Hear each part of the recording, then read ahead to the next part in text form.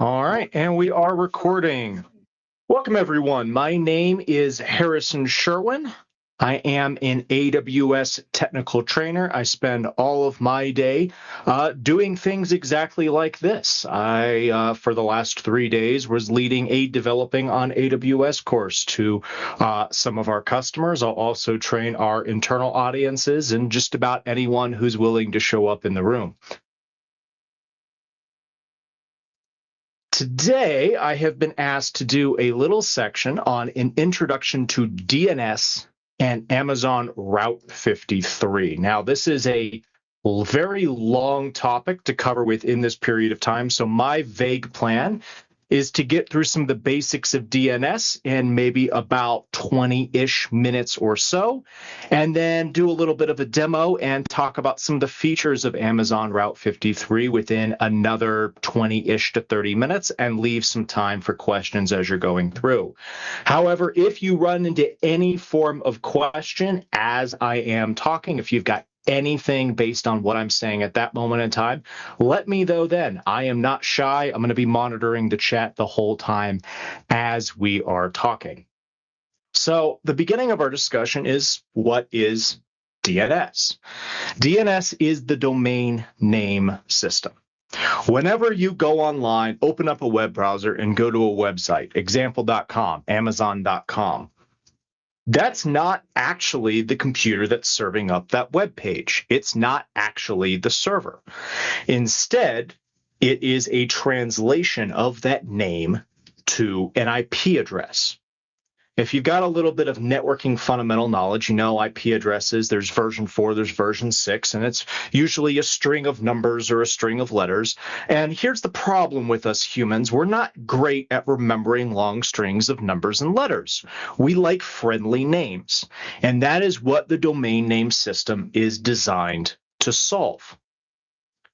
The domain name system acts as a series of name servers around the globe. They're effectively acting as dictionaries or directories of what name goes to what IP address, or what name goes to what other name. And we'll talk about some of the other options we have in a little bit. We can see some examples of this as we look up. So let me bring up my command prompt here.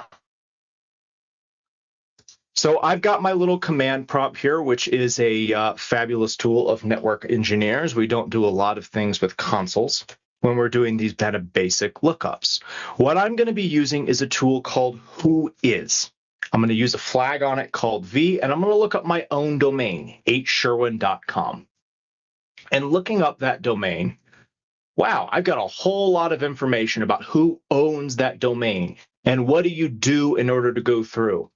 And the key thing I want to show you here is right there, name server. I'll show you where in my website configuration those name servers are coming from a little bit later. But that says, for this website, where do I go to look up how to talk to it, how to translate those names into what I actually want to go to, where my actual destination is. You can also then look up some things like NSLOOKUP. So I'm going to do an NSLOOKUP on one specific subdomain of my website, lb.hsherwin.com. And as a result, I get some IP addresses. So let's bring a web browser up here.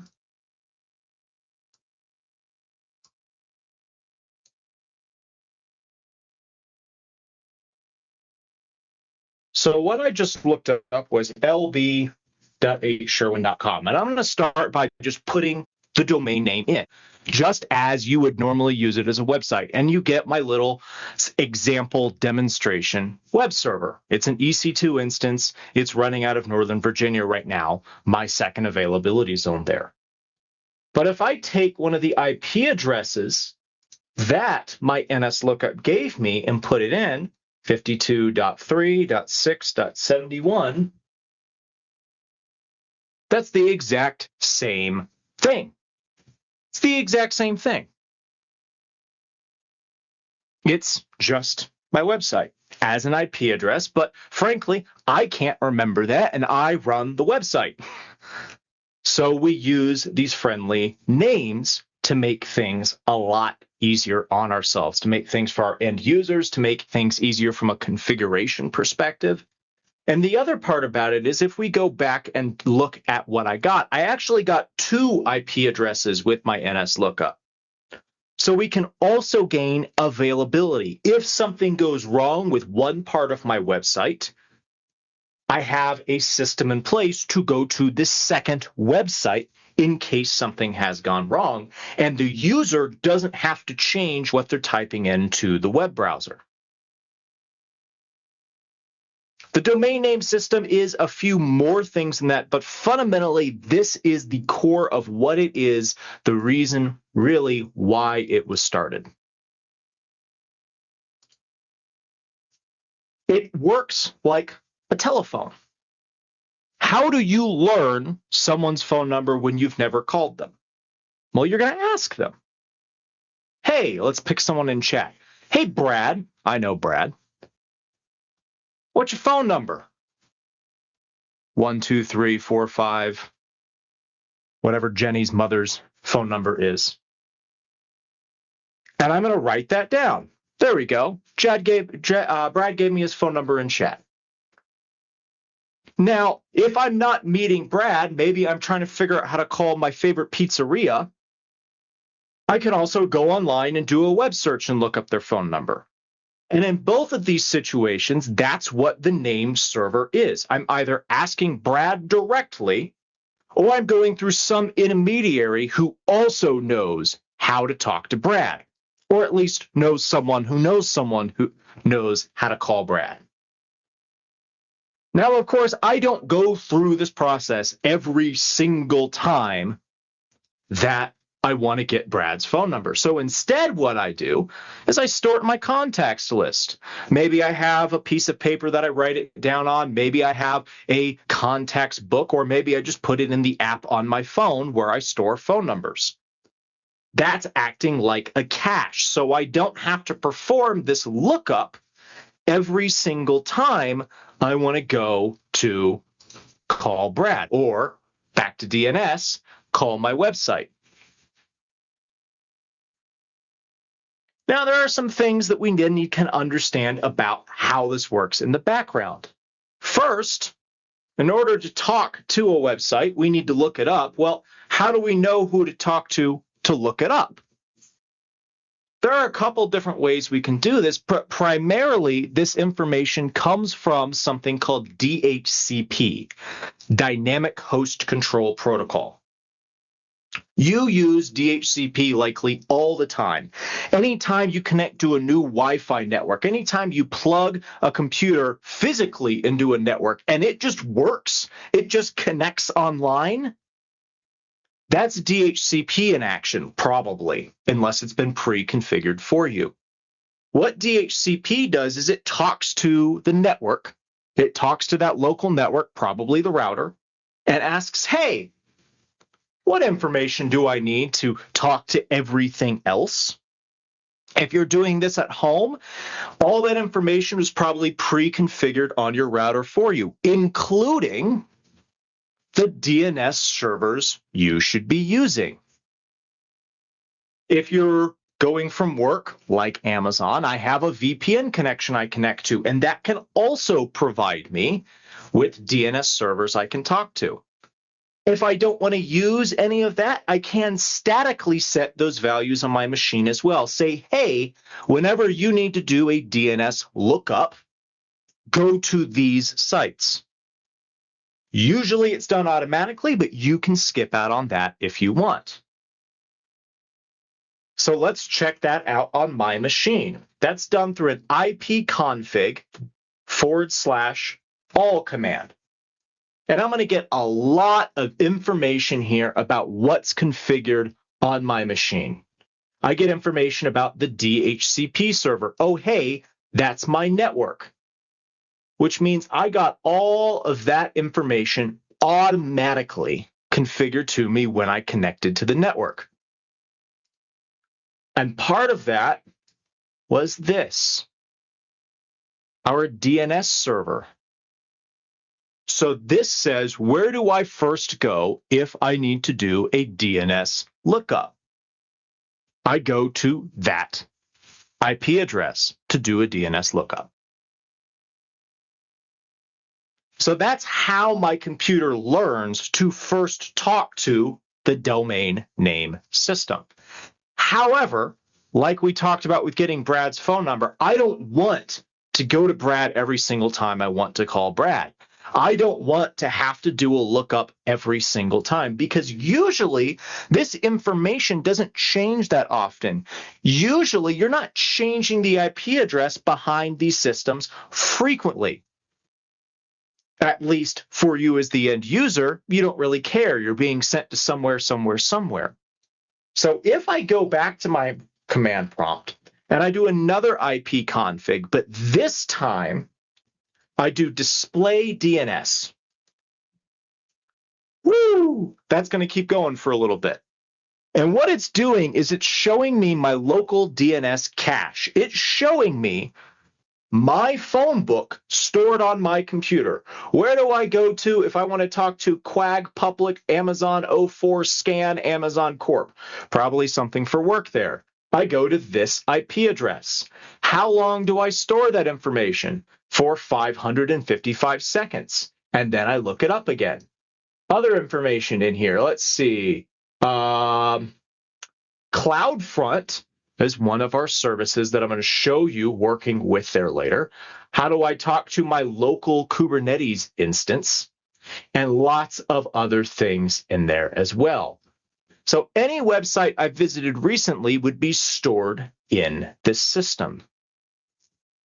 But it's not just your laptop that is storing that information. Your phone is going to store that information when you connect to a web browser, assuming you have a smartphone. Your local home router may also have a cache that's also storing this information. And all the different name servers between you and your destination will also have a cache. So there's a lot of layers of remembering things rather than looking things up. And why would we want to do that? Please tell me in chat. Why would I not want to do that lookup every time?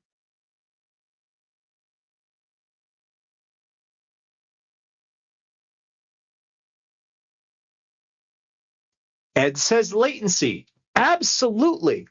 Because in order to get to the website, I've got to do that DNS lookup. And then I have to go, once I know where I'm going, go to that place and download all the information that I want. The pictures, the HTML, the styling, the extra stuff. The faster we can get to websites, the better we all are happy. The more happy we all are, rather. So if I can cache some of that information that I know probably isn't going to change in the next 555 seconds, then I can get to my website faster.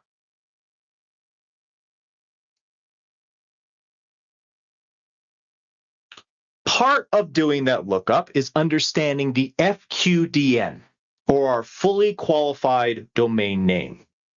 So if I'm going to AWS's website, it would be aws.amazon.com. I'll get to the last dot that you may not have seen before in a minute.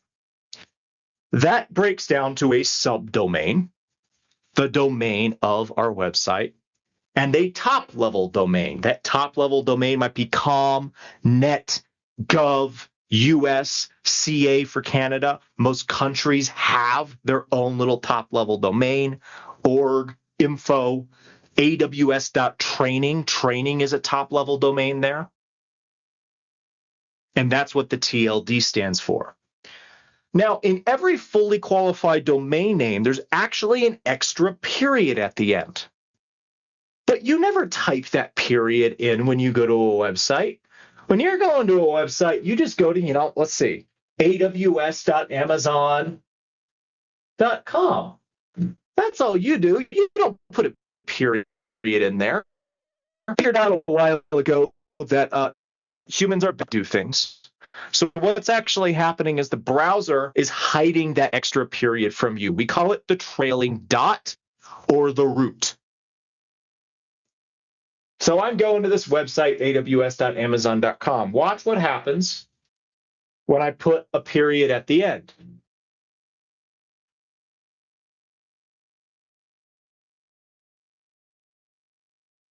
It still works. I'm back to my website. It's refreshed. It's the same website. I put the period in. Now the web browser just took it away again, and it hid it from me. That dot is called the trailing dot or the root.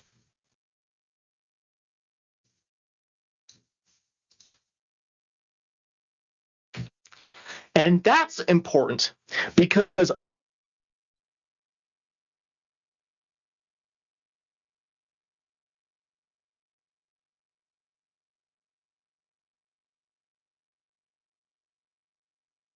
that is the top level. That is the big enchilada. That is who tells us how this entire system is running.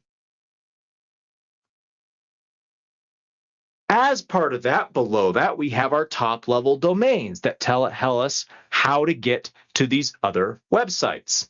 And below that, we have domains. And below that, we can have subdomains. So all of DNS is a hierarchy of who talks to who is the boss. Because when I go and do that lookup, I don't first know how to talk directly to wikipedia.org or example.com or amazon.com to know how to get to its subdomain. So I might, if I'm brand new to the internet, first talk to the root.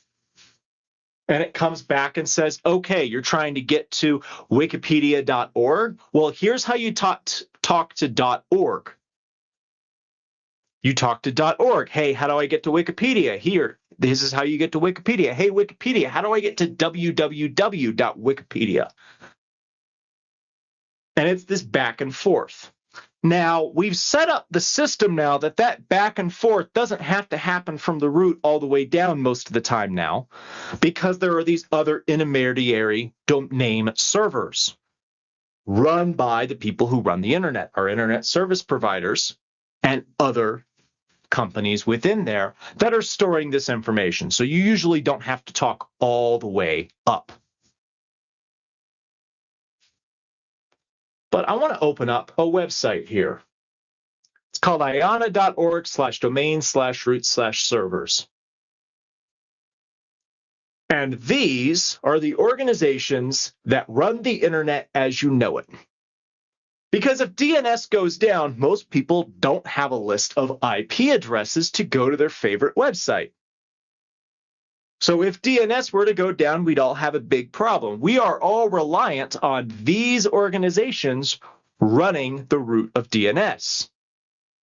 Some of them you might have heard of: the United States Department of Defense, NASA. Many of them you might not have heard of.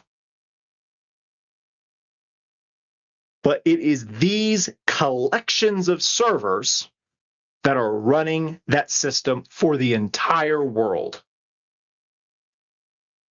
And you can dig deeper and you can go and see maps of where all of them are. So I'm going to click on this root server website at the bottom. You can see when they meet. You can see their statements on things, and you can see where they all over the world are. So there's one over there in Alaska.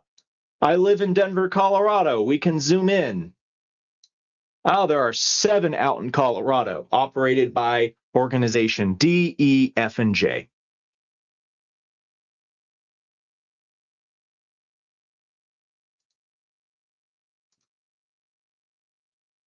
So next time you think NASA is all about space, say thank you for also helping run the internet. Now, when things go wrong, what happens if the cache is wrong? What happens if we don't actually know how to talk to the site, but we think we do? What happens if I'm trying to call Brad and I have the wrong number? Well, I need to get that number out of my system. Getting rid of your cache is called flushing DNS. So I'll go here and I'm going to run ipconfig flush DNS. successfully flushed. Now, if I go back to display DNS, there's a lot fewer entries in there. It's mostly how do I talk to anything and how do I talk to things on my local machine. That's all. Why didn't I lose connection to this conference call when I did that? Because I'm not resolving DNS names to stay on this conference call. I already have a connection directly to Chime's IP addresses.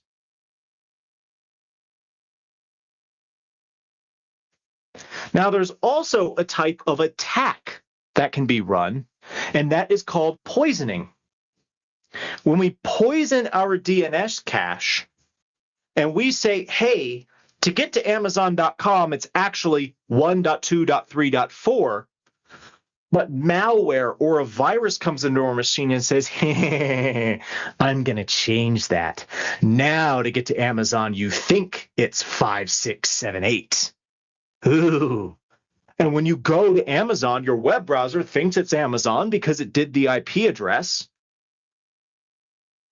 And it looks just like the website you're used to, and you log in and it doesn't work. Why didn't it work? Because they logged your password and they're going to log in and buy a bunch of things on your account. Now, there are a lot of systems in place to help prevent things like that are beyond the scope of what I can talk about today. But I did want to talk about that common type of DNS attack.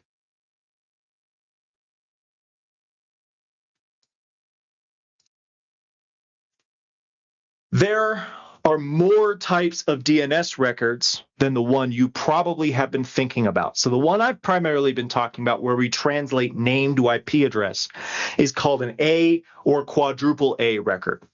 That's the second one you see on the screen. But there are other options out there. I can do reverse lookups. I need to learn what the name servers are for your website. How do I email you? What if when I go to lb.hsherwin.com, it's going to redirect me to www.hsherwin.com? That's a C name. So there are more types of DNS records out there. I'm not going to go past and explain all of them or show you the complete list today, but I do want you to understand there are other types of systems out there. There's one called TXT, where it will just pass back a string of text.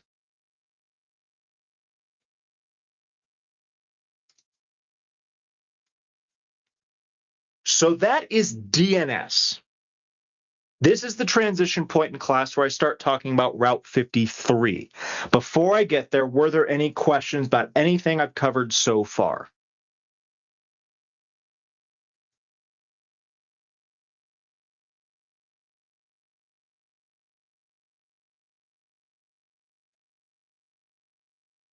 All right.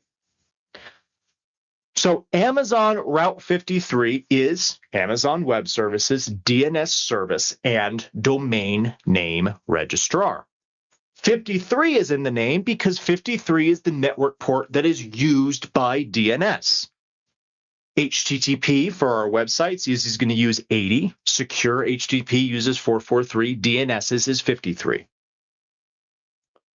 Route 53 isn't actually run from our AWS regions. It's run from our edge locations, which gives it maximum availability and lowers our latency for looking up these requests by getting closer.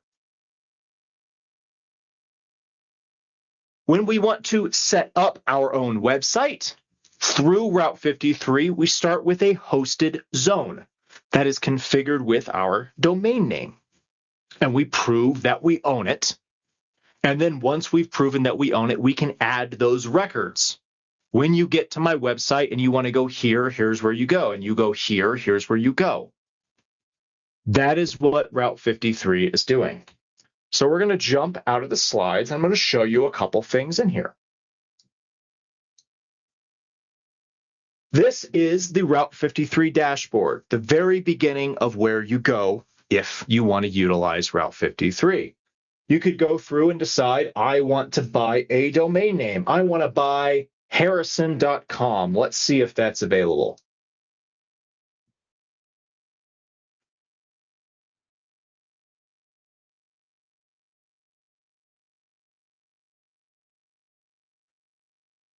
Give that a moment.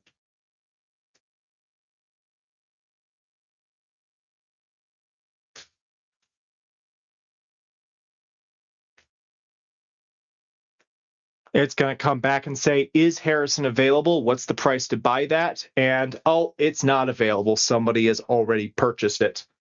But here are some other recommendations that I might use. Harrison.today sounds cool. Harrisonsoft.com sounds cool. Maybe I should go buy some of those for $12, $11, $21. The domain name registrars will increase the price if they think somebody is more likely to pay more money for that.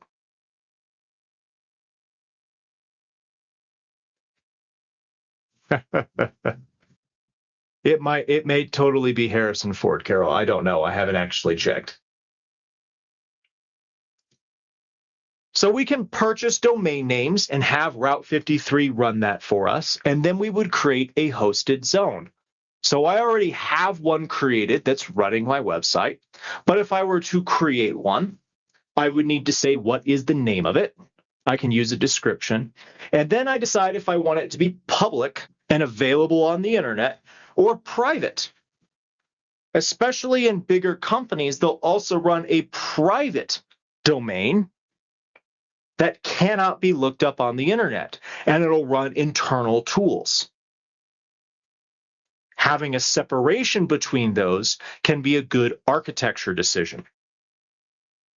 Once I click create, I'll then need to prove that I own the domain. And part of that will be going to my domain name registrar, if it's not Route 53, and proving that I own it by changing at the registrar what my name servers are. So think back way back to when I ran that command to do an NS lookup and a whois. That is where those values came from. This is an NS record in my hosted zone. That NS record says, hey, these are the name servers that are going to run hsherwin.com for you. And I have some others in here. You can go to classnotes.hsherwin.com. I'll actually give you a link for some references after class if you want more information. That'll come from that domain. I showed you already lb8sherwin.com. What we're going to do now is we're going to create a record. And where we're going to create a record to is a little website I'm running out of S3. Now, for good architecture decision purposes, that is being cached by CloudFront. We're not going to go to S3 directly, and that is going to use this address. It's an ugly address. It doesn't have my wonderful domain name in it, so we want to translate that. So we're going to click Create Record. We're going to go with the simple routing record. I'll talk about these other routing policies later. And we're going to make a simple record. And where are we going to go? We're going to go to static.hsherwin.com. And we can change that record type if we wanted to do something else. We're going to stick with that single A record. Because in AWS, specifically with Amazon Route 53, we have another type of record called an alias. And the alias says, don't just point to an IP address, you can also point to these other things, like an API gateway, Elastic Beanstalk, load balancers, S3 websites, VPC endpoints. We're going to use CloudFront. And then we need to pick the CloudFront distribution. Now I'm being presented right now with the list of CloudFront distributions that I own that are not already associated with the record. 7.4D, let's make sure that matches. That does match. And we'll click Define. Now before I click Define, I'm going to show you that this isn't working. I'm going to try to go to static.hsherwin.com. Didn't work. And now I'm going to click Define and Create.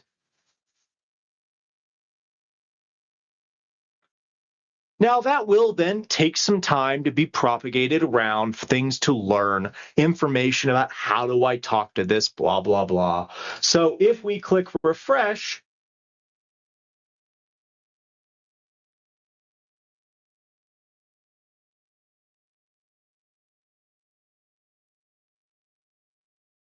show it to you working in a little bit. We'll come back and we'll show it to you working in a little bit. But it is not an immediate process. So I skipped past some of those routing policies, and I've got a lot of text here, and the reason I've got a lot of text is I copied this straight from our documentation. I used a simple routing policy. That's a one-to-one relationship. I can also build in things like failover. With our failovers, we are doing health checks to say, hey, is that destination working? If it is, I'll keep sending it traffic. If not, I'm going to go to the backup. We have geolocation options where we can route our traffic based on the location of our user, which is commonly confused with geoproximity, which is based on the location of our resources, which means we can send our users to our endpoint that is closer to them, especially if we're running multiple copies of our application in multiple different AWS regions. We can do latency-based routing and have Route 53 decide the endpoint that has the best latency at that time. We can put multi-value answers in there where we can put up to 8 destinations and we select at random from which one we want to go to. Or we can set up a weighted routing policy where we say, I want 95% of traffic to go to this spot and 5% of traffic to go to this other spot. That one will be commonly used if we want to build new applications, new versions of our applications, and test them out before we roll them out to everywhere. That way, if there's a problem, only 5% of our traffic is affected and not 100%. We'll commonly call a portion of that strategy of application deployment the A/B deployment strategy.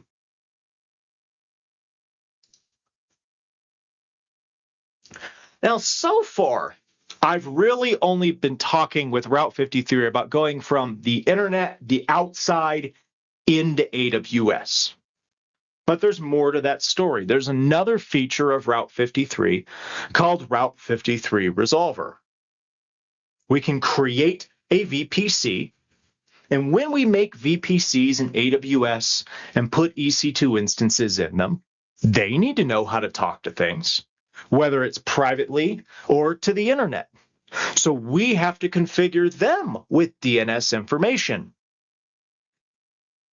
That is what Route 53 Resolver does. It is created by default, and it goes into the network range for each of your VPC subnets, adds 2 to the IP address, and that is the IP we then use for DNS communication.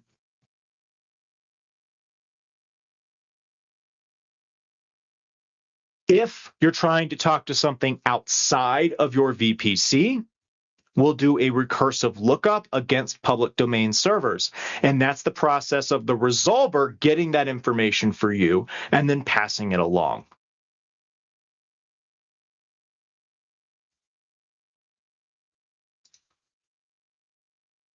There is a lot more to this story besides what we can possibly cover in our available time today. We barely skimmed the surface on what health checks are available for failovers, which is very important if you want a highly available website. We barely talked about private DNS. That's the domain that you keep internal only. A very common request from our customers is hybrid DNS, where they're running their application and their resources across multiple different sites in AWS and in their own data centers maybe. And they have to figure out, how do we make a seamless DNS system that works at both of those sites, but also only has one thing in charge? That's called a hybrid DNS scenario. Route 53 traffic flows act as a visualization and an additional management layer with more features on top of our records. So you saw me configure my individual records. There are some things missing there to optimize how my users are accessing my application and my website. So Traffic Flow can help with that. And I did talk about Route 53 Resolver, but I didn't talk about that it has a firewall it can use. So if you try to look up bad websites from an EC2 instance, we can block that information and say, no, you're not allowed to look that up.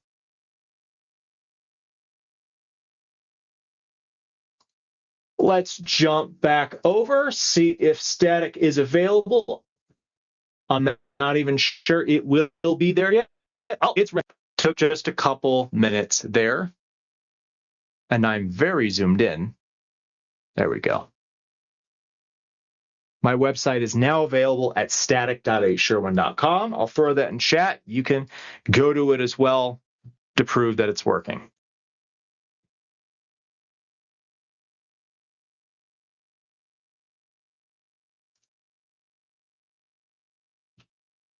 So as part of this, I showed you a DNS record. What I want to then provide you is some additional notes where maybe you can look up this information. So I have set up utilizing partially DNS.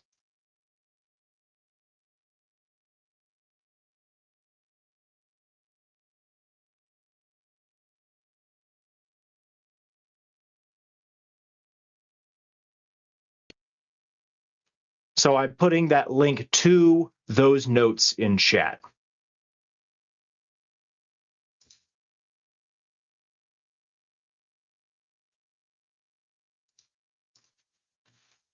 And that is the end of my presentation. I am happy to answer any questions you have.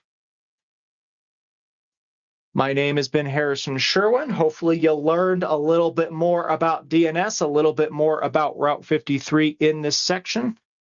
It has been my absolute pleasure to instruct you all.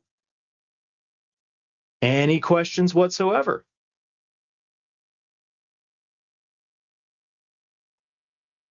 Maybe I can get the ball rolling if some of the other people in the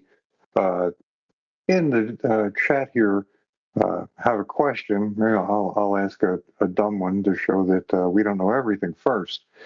The Sure. now I noticed your command line you're using basically I think it was a Windows machine, if it's PowerShell or whatever there. Do you know any, or can you explain any of the specifics between the commands like dig and drill? Now, I know that dig is generally a Unix command and drill is a BSD Unix command. But I was wondering if you ever used any of those to from a command line to actually probe domain names.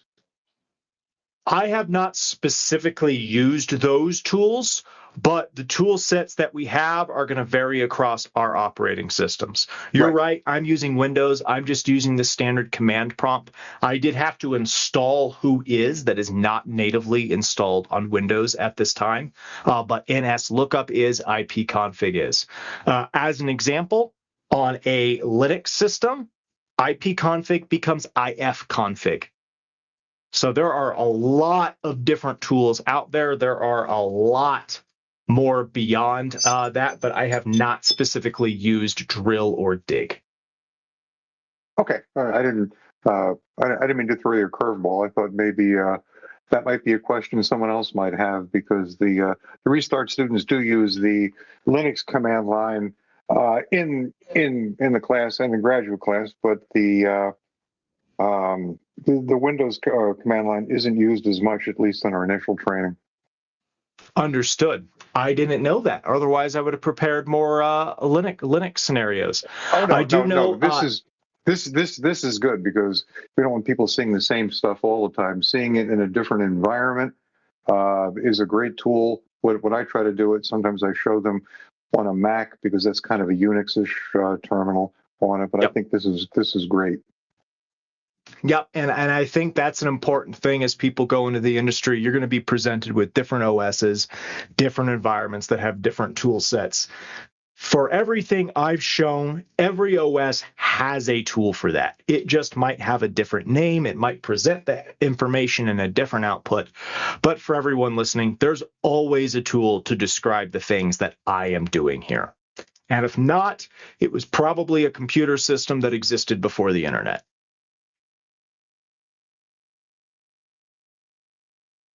Can I give an example of how CNAME is used?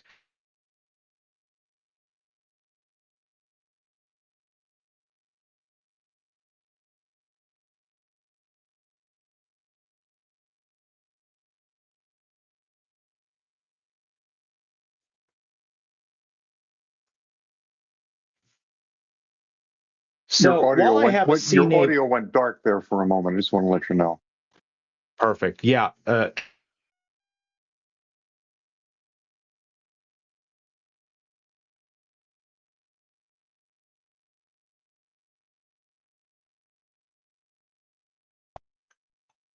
going to walk through the creation of a CNAME record within my account. So while I have a CNAME record in here, this is not a good example. And it's not a good example because this is a random string. It's not something you're going to use to actually access a website. This one was actually created to validate my SSL and TLS certificates for my account. So we're going to click Create Record. We'll do a simple record. A simple record again. And we're going to switch to a CNAME, routing traffic to another domain. Screen is very small. I will stop my screen share and start it again.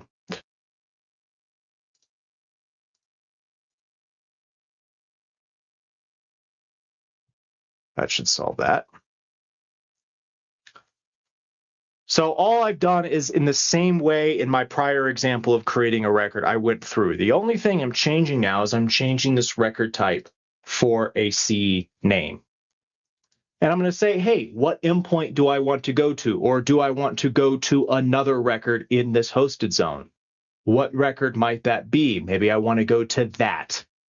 Maybe I want to switch to an IP address or another record type. So maybe I'll do static.hsherwin.com.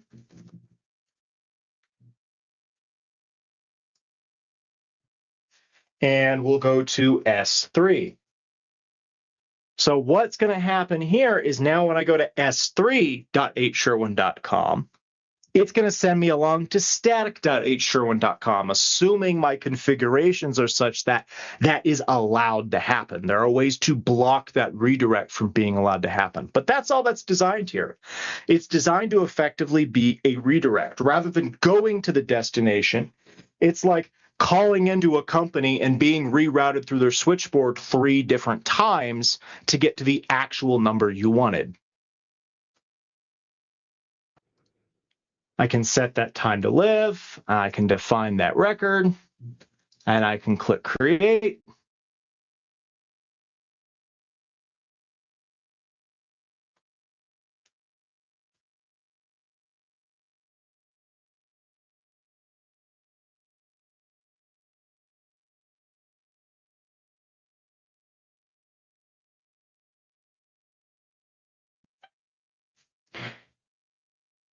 So we've got a redirection there from S3 to static to CloudFront.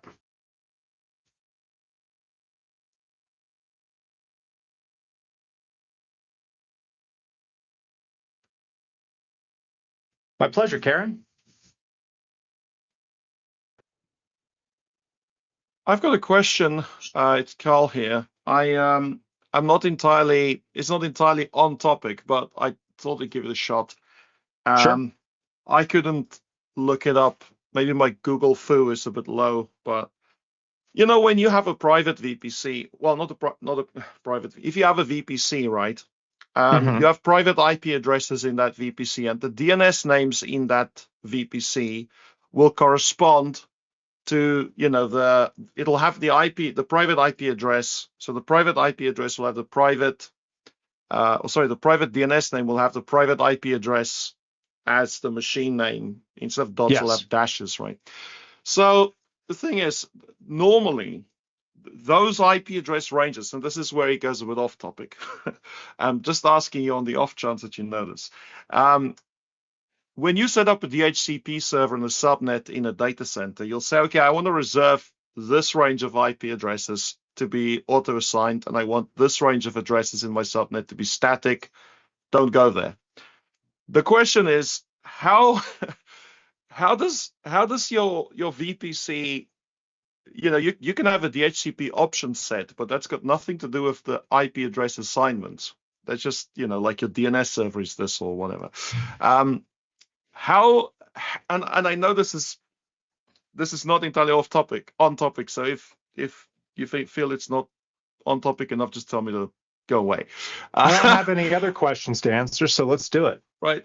So the question really is, how does a VPC get its private DNS IP addresses from? And then the DNS name is just going to be whatever that IP address is, but with dashes instead of dots, really, and a few other bits, right? So do you know how that works? So let's separate some things there first, so we don't confuse anyone else. DNS has nothing to do with IP address assignment. DNS within a VPC is getting that EC2 kind of name, and I had that on a slide here. Let me back into that slide. There. So on the slide, we had this kind of name that was given. That is way too big. All right, there we go. We have that kind of name that's given automatically to some of our EC2 instances. That is involved with DNS. And the private IP, you're right, that's in the name, but that is inherited from the other system that is assigning the IP. So there is a setting in the VPCs that you can toggle that controls whether or not these names are assigned to the EC2 instances at all. So the second part of your question, and correct me if I'm wrong, is how do I get those IP addresses to the EC2 instance at all, right? Well, I know how the EC2 instance knows where to go and look it up. But what I'm just wondering is, because I've set this up with a DHCP server in a data center, and I kind of come from a Windows background where the Windows domain controller is also, you also have integrated DNS with that. And then if a machine's IP address changes, it would go and auto update both the DNS name, to reflect the new IP address. And to me, it just kind of does my head in the way this works in a VPC. But I'm kind of going off topic, and I don't want to go, too far off piste, so to speak. Yeah. So the shorter version of what I'll give you here is DNS is not necessarily part of that IP address moving around. It would be if we're reassociating that IP goes to a domain, and that's where you're going to start looking at things like pointer records, PTR records that I showed at the screen that do a reverse lookup. That's where that kind of communication comes into effect. But how it's switching around IPs and knowing what that's happening, that's from DHCP, as you kind of told me yourself, where DHCP has within it a range of IP addresses it can give out. Okay, so my question is, in a VPC, how do you control that? I mean, not the DHCP option set, because the option set does not have anything to do with the IP addresses. So my question is then, how in a VPC would you tell it what the DHCP ranges are to assign? Because I can't find any documentation on it. That is when you create the VPC and subnet initially. So when you create the VPC and subnet, you give them a CIDR range. Oh, sure. But I mean, like, can you differentiate between static and dynamic? So it's just going to use everything in there, right? But you can't say, let's say I want to set up a Windows domain controller and I want a static IP for it. Got it. That I want, So how do I tell Amazon VPC not to DHCP a specific sub-range of a subnet or something? Is there any way to do that, or is that impossible? That is possible. I haven't done it recently, but I know it is possible, and it is a DHCP change set, and I could have sworn it was part of DHCP option sets, but you're making me question that now, where you can set within the option.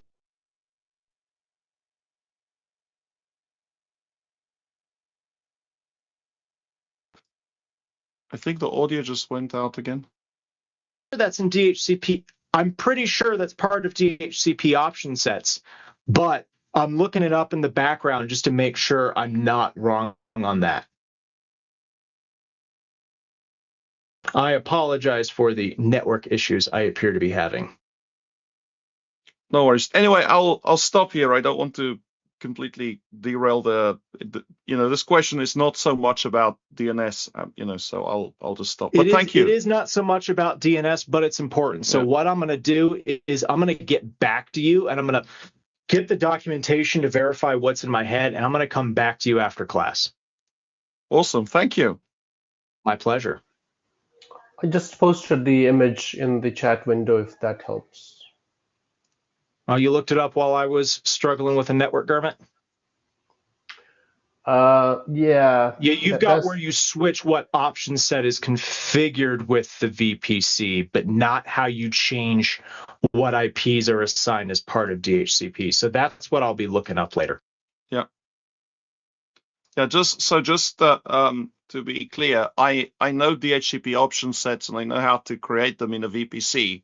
What I'm specifically asking is, if you want to say, I've got a VPC with this IP address range, these IP addresses needs to be assigned by DHCP, and these IP address range should be static. That's a question. I can't find any documentation. If you can, I'll be grateful. If you can't, that's okay as well.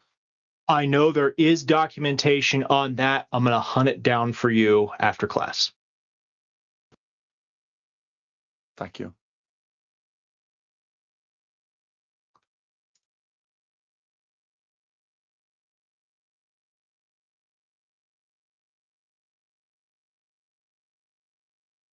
All right. I don't see any other questions. Anyone got anything else?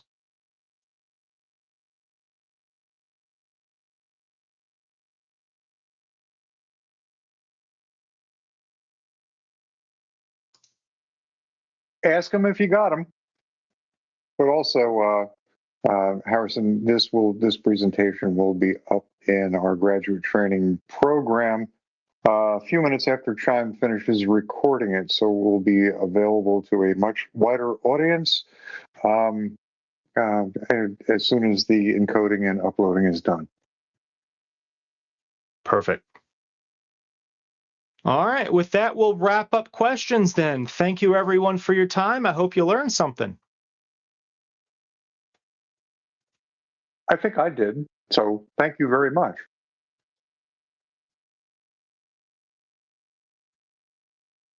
All right. My email again is Hashery. I'll put that again in chat if you have any follow-up questions. And I believe it was Carol. I'll be reaching out to you after class.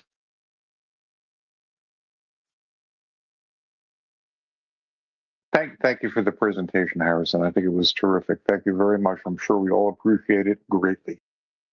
My pleasure. All right. I'm going to leave. Have a good day, everyone.